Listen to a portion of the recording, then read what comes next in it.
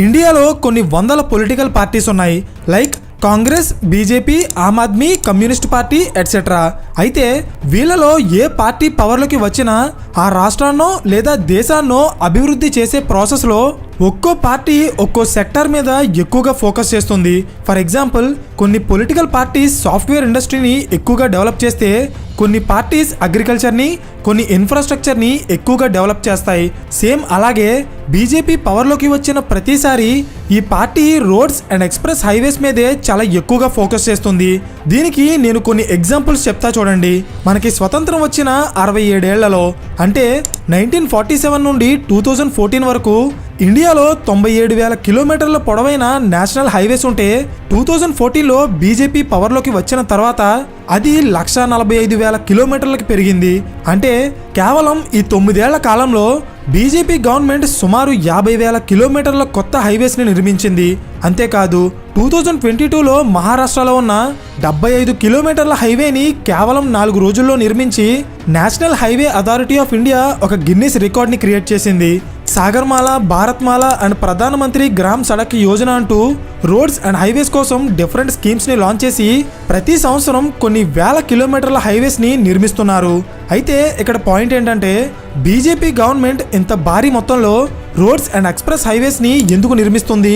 ఒక రాష్ట్రాన్నో లేదా ఒక దేశాన్నో డెవలప్ చేయాలంటే రోడ్స్ అండ్ హైవేస్ ఎంత కీలక పాత్ర పోషిస్తాయో నేను ఈ వీడియోలో చెప్పబోతున్నాను. Hello everyone, welcome to today's video and this is your friend Surya. Current financial year 2023 ఒక్క సంవత్సరంలోనే Indian government roads and highways నిర్మించడానికి 2,50,000 కోట్ల రూపాయలకి పైగా ఖర్చు చేస్తుంది. అయితే ఇంత భారీ మొత్తంలో డబ్బు ఎందుకు ఖర్చు చేస్తుందో అర్థం కావాలంటే ఫస్ట్ ఆఫ్ ఆల్ అసలు ఒక ఏరియాలో కొత్తగా రోడ్స్ నిర్మించడం వల్ల లేదా ఉన్న రోడ్స్ని ఎక్స్పాండ్ చేయడం వల్ల ఆ ఏరియాలో జరిగే మార్పులేంటో మీకు అర్థం కావాలి. అవేంటో స్టెప్ బై స్టెప్ చెప్తాను, జాగ్రత్తగా వినండి. Number 1, commercial activity.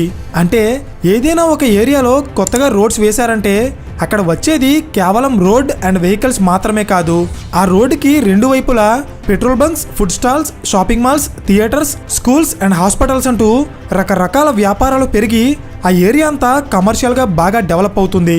సో ఎప్పుడైతే ఒక పర్టికులర్ ఏరియా కమర్షియల్గా డెవలప్ అవుతుందో ఆ చుట్టుపక్కల ఉన్న land prices and real estate బాగా పెరిగి ఓవరాల్గా ఆ పర్టికులర్ ఏరియా నుండి ట్యాక్స్ రూపంలో గవర్నమెంట్కి వచ్చే ఆదాయం పెరుగుతుంది. అయితే ఇది మనలో చాలా మందికి తెలిసిందే, కానీ మనకి తెలియని విషయం ఏంటంటే చైనా అండ్ అమెరికా లాంటి దేశాలు మనకంటే చాలా వేగంగా డెవలప్ అవ్వడానికి కూడా ఈ రోడ్స్ అండ్ ఎక్స్ప్రెస్ హైవేస్ చాలా కీలకమైన పాత్ర పోషిస్తున్నాయి. ఎలాగో చెప్తాను, జాగ్రత్తగా వినండి. బేసిక్గా అభివృద్ధి చెందుతున్న చాలా దేశాలు చేసే పని ఏంటంటే విదేశీ కంపెనీలని వాళ్ళ దేశాలకి పిలిచి అక్కడ ఫ్యాక్టరీస్ నిర్మించి వస్తువులు తయారు చేస్తూ అక్కడి నుండే విదేశాలకి ఎక్స్పోర్ట్ చేయమంటారు. సో దీనివల్ల వాళ్ళ దేశంలో ఇన్ఫ్రాస్ట్రక్చర్ డెవలప్ అయ్యి యువతకి ఉద్యోగాలు వచ్చి దేశం ఇంకా వేగంగా డెవలప్ అవుతుంది. సో దీనికోసమే చాలా దేశాల యొక్క గవర్నమెంట్స్ విదేశీ కంపెనీలని అట్రాక్ట్ చేయడానికి వాళ్ళ దేశంలో ఉన్న రూల్స్ అండ్ రెగ్యులేషన్స్ని చాలా ఈజీ చేసేస్తాయి.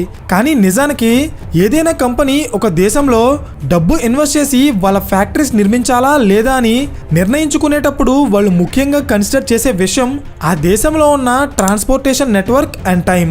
అంటే ఒక వస్తువుని ఒక చోటు నుండి ఇంకో చోటుకి తీసుకువెళ్ళడానికి ఎంత టైం పడుతుంది అని. బికాస్ ఎప్పుడైతే ఒక దేశంలో రోడ్స్ సరిగా ఉండవో అప్పుడు ఆ దేశంలో ఒక వస్తువుని ఒక ప్లేస్ నుండి ఇంకో ప్లేస్కి ట్రాన్స్పోర్ట్ చేయడానికి అయ్యే కాస్ట్ పెరిగిపోతుంది. సో ట్రాన్స్పోర్టేషన్ కాస్ట్ పెరిగితే దానివల్ల ఓవరాల్గా ఆ వస్తువుని తయారు చేయడానికి కంపెనీకి అయ్యే కాస్ట్ కూడా పెరిగిపోతుంది. అందుకే ప్రపంచవ్యాప్తంగా ఉన్న చాలా కంపెనీలు ఏ దేశంలో అయితే రోడ్స్ అండ్ ఎక్స్ప్రెస్ హైవేస్ బాగా ఉండి ట్రాన్స్పోర్టేషన్ కాస్ట్ తక్కువ ఉండి రా materials and finished goods on టైంకి షిప్పింగ్ అయిపోతాయో అలాంటి దేశాల్లో వాళ్ళ ఫ్యాక్టరీస్ని నిర్మిస్తాయి. అందులో చైనా నెంబర్ 1 పొజిషన్లో ఉంది. బికాజ్ చైనాలో 168,000 కిలోమీటర్ల పొడవైన ఎక్స్ప్రెస్ వేస్ ఉన్నాయి. అయితే అసలు ఎక్స్ప్రెస్ వేస్ అంటే ఏంటి అనుకుంటున్నారా? చెప్తా చూడండి.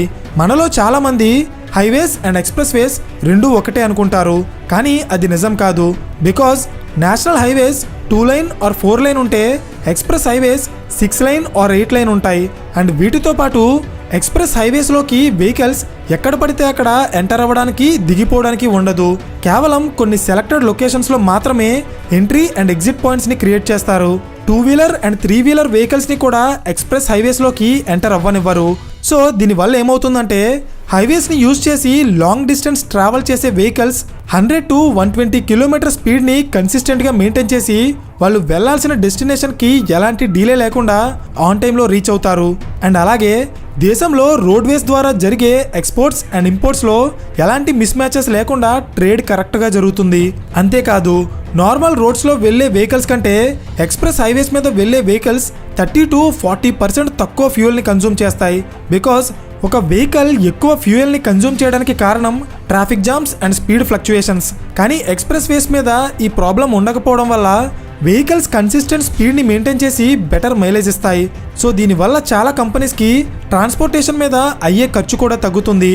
అయితే ఇదంతా ఎందుకు చెప్తున్నానంటే ఆల్రెడీ మనం వీడియో స్టార్టింగ్లో మాట్లాడుకున్నట్టే ఏదైనా కంపెనీ ఒక దేశంలో వాళ్ళ ఫ్యాక్టరీ నిర్మించాలంటే అక్కడ ఉన్న గవర్నమెంట్ ఫ్రీగా ల్యాండ్ ఇచ్చి తక్కువ కాస్ట్లో లేబర్ని సప్లై చేస్తే మాత్రమే సరిపోదు. ఎందుకంటే అలా చేయగల దేశాలు ఈ ప్రపంచంలో చాలా ఉన్నాయి. Like Sri Lanka, Bangladesh, Indonesia, Africa etcetera. కానీ ఆ దేశాలు ఏవి కూడా చైనా డెవలప్ అయినంత వేగంగా డెవలప్ అవ్వకపోవడానికి కారణం ఏంటో తెలుసా? Road connectivity. అంటే ఏదైనా కంపెనీ ఒక దేశంలో ఫ్రీగా ల్యాండ్ ఇచ్చి చీప్ లేబర్ని సప్లై చేస్తున్నారు కదా అని అక్కడ ఫ్యాక్టరీస్ నిర్మిస్తే ఒకవేళ అక్కడ రోడ్స్ అండ్ ట్రాన్స్పోర్టేషన్ నెట్వర్క్ సరిగా లేకపోతే వాళ్ళు ల్యాండ్ అండ్ లేబర్ దగ్గర సేవ్ చేసిన డబ్బంతా కూడా ఈ ట్రాన్స్పోర్టేషన్ దగ్గర వేస్ట్గా ఖర్చు అయిపోతుంది. అంతేకాదు ఒక్కోసారి ఎక్స్ట్రాగా లాస్ కూడా వస్తుంది. సో అందుకే చాలా కంపెనీలు ఏదైనా దేశంలో వాళ్ళ డబ్బులు ఇన్వెస్ట్ చేయాలనుకున్నప్పుడు అక్కడ ల్యాండ్ అండ్ లేబర్ మీద ఎంత ఫోకస్ చేస్తారో అలాగే అక్కడ ఉన్న transportation network and logistic services మీద కూడా అంతే ఫోకస్ చేస్తారు. సో అందుకే అభివృద్ధి చెందుతున్న చాలా దేశాలు విదేశీ కంపెనీలని అట్రాక్ట్ చేయడానికి వాళ్ళ దేశంలో ఫ్రీ ల్యాండ్ అండ్ చీప్ లేబర్ని ఆఫర్ చేయడం మాత్రమే కాకుండా వాళ్ళ దేశంలో ట్రాన్స్పోర్టేషన్ టైంని తగ్గించి రోడ్ కనెక్టివిటీని పెంచడానికి ఈ హైవేస్ అండ్ ఎక్స్ప్రెస్ వేస్ మీదే చాలా ఎక్కువగా ఫోకస్ చేస్తున్నాయి. అయితే ఈ ప్రాసెస్లోనే 1999లో అటల్ బిహారీ వాజ్పేయి గారు మన దేశ ప్రధానమంత్రిగా ఉన్నప్పుడు ఒక దేశ అభివృద్ధిలో రోడ్స్ అండ్ ఎక్స్ప్రెస్ వేస్ ఎంత కీలకమైన పాత్ర పోషిస్తాయో ఆయన గుర్తించి ఇండియాలోనే ఫస్ట్ టైం 4 అతిపెద్ద మెట్రోపాలిటన్ సిటీస్ అయిన ఢిల్లీ, కోల్కతా, చెన్నై అండ్ ముంబైని కలుపుతూ ఒక నేషనల్ హైవే ప్రాజెక్ట్ని స్టార్ట్ చేశారు. అదే గోల్డెన్ క్వాడ్రిలేటరల్. వాజ్పేయి గారు ఈ ప్రాజెక్ట్ని 2001లో స్టార్ట్ చేస్తే మధ్యలో గవర్నమెంట్ మారడం వల్ల ప్రాజెక్ట్ డీలే అయ్యి ఫైనల్గా 2013లో ఈ ప్రాజెక్ట్ ఫినిష్ అయింది. మళ్ళీ 2014లో బీజేపీ గవర్నమెంట్ పవర్లోకి వచ్చిన తర్వాత దేశంలో ఉన్న హైవేస్ అండ్ ఎక్స్ప్రెస్ వేస్ని డెవలప్ చేయడానికి కొన్ని కొత్త ప్రాజెక్ట్స్ని స్టార్ట్ చేశారు. అవేంటో ఇప్పుడు చూద్దాం. నంబర్ 1 సాగర్మాల. 2015లో ఇండియన్ గవర్నమెంట్ మన దేశంలో కోస్టల్ ఏరియాస్లో ఉన్న పోర్ట్స్ని డెవలప్ చేయడానికి లాజిస్టిక్ సర్వీసెస్ని ఇంకా బెటర్ చేయడానికి దాదాపు 11 లక్షల కోట్ల రూపాయలు పెట్టి ఈ ప్రాజెక్ట్ని స్టార్ట్ చేసింది. అయితే ఇందులో భాగంగానే గవర్నమెంట్ కోస్టల్ ఏరియాస్లో ఉన్న సీ పోర్ట్స్ని డెవలప్ చేసి సముద్రానికి దూరంగా ఉన్న ఫ్యాక్టరీస్ని పోర్ట్స్తో ఈజీగా కనెక్ట్ చేసి ఇంపోర్ట్స్ అండ్ ఎక్స్పోర్ట్స్ని వేగవంతం చేయడానికి ఇండియాలో ఉన్న చాలా కోస్టల్ ఏరియాస్లో 4 line and 6 line highways and express వేస్ని నిర్మిస్తున్నారు. సో దీనివల్ల మన దేశంలో ట్రాన్స్పోర్టేషన్ కాస్ట్ అండ్ టైం రెండూ తగ్గి ఫ్యూచర్లో లాజిస్టిక్ సర్వీసెస్ ఇంకా బెటర్ అవుతాయి. నెంబర్ 2 భారత్మాల. 2015 టైంకి ఇండియాలో చాలా నేషనల్ హైవేస్ ఉన్నాయి. కానీ వాటిలో ఒక ప్రాబ్లం ఉంది. అదేంటంటే ఇండియాలో ఉన్న నేషనల్ హైవేస్ బేసిక్గా 2 లైన్ ఆర్ 4 లైన్ ఉంటాయి. కానీ ఇవి కంటిన్యూస్గా ఉండవు. అంటే ఒక ప్లేస్లో 4 లైన్ హైవే ఉంటే అది కొంత దూరం వెళ్ళిన తర్వాత 2 లైన్ హైవేగా మారిపోతుంది. సో దీనివల్ల వచ్చే ప్రాబ్లం ఏంటంటే మార్నింగ్ అండ్ ఈవినింగ్ టైమ్స్లో అండ్ హాలిడేస్లో ఈ నేషనల్ హైవే మీదకి ఎక్కువ వెహికల్స్ రావడం వల్ల సడన్గా అక్కడ ట్రాఫిక్ పెరిగిపోయి ఇంపార్టెంట్ లొకేషన్స్కి గూడ్స్ ట్రాన్స్పోర్ట్ అవ్వాల్సిన వెహికల్స్ అక్కడ ఇరుక్కుపోతున్నాయి. అయితే ఇండియాలో ఇలాంటి బాటిల్ నెక్ జోన్స్ దాదాపు 190కి పైగా ఉన్నాయి. సో ఈ ప్రాబ్లమ్ని రెక్టిఫై చేయడానికి ఇండియన్ గవర్నమెంట్ 2015లో దేశవ్యాప్తంగా 84,000 కిలోమీటర్ల పొడవైన కొత్త నేషనల్ హైవేస్ని నిర్మించడానికి భారత్మాల అనే పేరుతో ఒక కొత్త ప్రాజెక్ట్ని స్టార్ట్ చేసింది. అండ్ దీనిలో భాగంగానే ఇండియాలో ఉన్న ఎన్నో ముఖ్యమైన సిటీస్ మధ్య ట్రావెలింగ్ అండ్ ట్రాన్స్పోర్టేషన్ టైంని తగ్గించడానికి 6 లైన్ అండ్ 8 లైన్ ఎక్స్ప్రెస్ వేస్ని నిర్మిస్తున్నారు. అండ్ కొత్తగా నిర్మించే ఈ రోడ్స్ సిటీస్ అండ్ టౌన్స్లోకి ఎంటర్ అవ్వకుండా సిటీ అవుట్స్కట్స్ నుండి వెళ్ళిపోవడం వల్ల మార్నింగ్ అండ్ ఈవినింగ్ టైమ్స్లో ఎక్కువ అయ్యే ట్రాఫిక్ నుండి లాంగ్ డిస్టెన్స్ ట్రావెల్ చేసే గూడ్స్ క్యారియర్స్కి ఎలాంటి ఇబ్బంది ఉండదు. అర్థమైందా? సో రోడ్స్ అండ్ ఎక్స్ప్రెస్ హైవేస్ని డెవలప్ చేయడం వల్ల ఒక దేశంలో జరిగే మార్పు మీకు అర్థమైంది కదా. సో అందుకే ఇండియన్ గవర్నమెంట్ లాస్ట్ 7 years నుండి ప్రతిరోజు దాదాపు 18 కిలోమీటర్ల నుండి 25 కిలోమీటర్ల కొత్త నేషనల్ హైవేస్ని నిర్మిస్తూ యూనియన్ మినిస్టర్ నితిన్ గడ్కరీ గారు 2024 నాటికి ఇండియన్ రోడ్స్ని అమెరికన్ రోడ్స్కి ఏమాత్రం తీసిపోకుండా మార్చాలనే లక్ష్యంతో వర్క్ చేస్తున్నారు. రీసెంట్గా ఉత్తరప్రదేశ్ డెవలప్మెంట్ గురించి నేను ఒక వీడియో చేశాను. ఆ వీడియోలో ఉత్తరప్రదేశ్ డెవలప్మెంట్కి ఆ రాష్ట్రంలో అత్యధికంగా నిర్మించిన ఎక్స్ప్రెస్ వేలు ఏ రకంగా హెల్ప్ అయ్యాయో మనం ఆల్రెడీ డిస్కస్ చేశాం.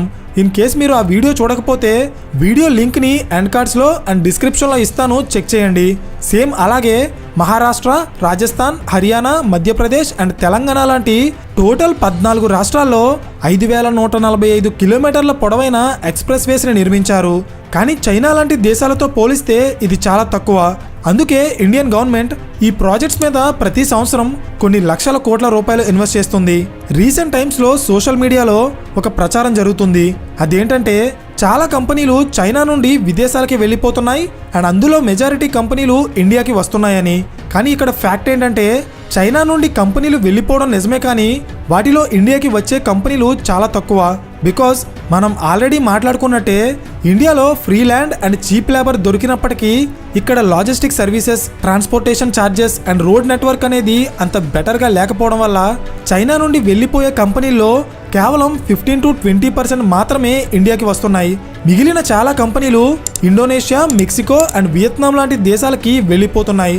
సో అక్కడికి వెళ్ళిపోయే కంపెనీలను కూడా ఇండియాకి రప్పించేలా చేయాలంటే మనం వాళ్ళకంటే బెటర్ ఇన్ఫ్రాస్ట్రక్చర్ అండ్ లాజిస్టిక్ సర్వీసెస్ని ప్రొవైడ్ చేయాలి. అయితే ఇండియాతో పోటీ పడే దేశాలన్నింటికంటే ఇండియా చాలా పెద్ద కంట్రీ. సో ఓవరాల్గా ఈ దేశంలో ఏ ప్రాజెక్ట్ని కంప్లీట్ చేయాలన్నా దానికి ఎస్టిమేటెడ్ టైం అండ్ బడ్జెట్ కంటే రియాలిటీలో చాలా ఎక్కువ ఖర్చు అవుతుంది. అయితే దీనికి చాలా రీజన్స్ ఉన్నాయి, like land acquisition, political corruption and court cases etcetera. Reason ఏదైనా కానీ ఎలా ప్రాజెక్ట్స్లో వచ్చే డీలేస్ వల్ల దానికి ఖర్చు అయ్యే డబ్బు పెరిగిపోయి గవర్నమెంట్కి అది ఎక్స్ట్రా బర్డెన్గా మారుతుంది. సో అందుకే గవర్నమెంట్ ఏ ప్రాజెక్ట్ని స్టార్ట్ చేసినా వాళ్ళు పవర్లో ఉండగానే దాన్ని కంప్లీట్ చేయడానికి ట్రై చేస్తారు.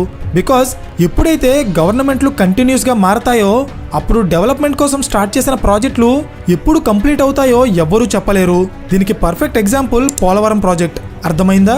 సో ఫైనల్లీ ఈ వీడియో మీకు ఇన్ఫర్మేటివ్గా అనిపిస్తే ఖచ్చితంగా లైక్ చేయడం మర్చిపోకండి. అండ్ ఈ type of business and political case studies ఇష్టపడే మీ ఫ్రెండ్స్ అండ్ ఫ్యామిలీ మెంబర్స్కి ఈ వీడియో షేర్ చేసి ఇలాంటి మరిన్ని క్వాలిటీ కాంటెంట్ కోసం ఛానల్ని సబ్స్క్రైబ్ చేయండి. పక్కనే ఉన్న గంట సింబల్ ఆన్ చేస్తే నేను వీడియో అప్లోడ్ చేసిన వెంటనే మీకు ఇమీడియట్ నోటిఫికేషన్ వస్తుంది. So thank you for watching and I will see you in the next video.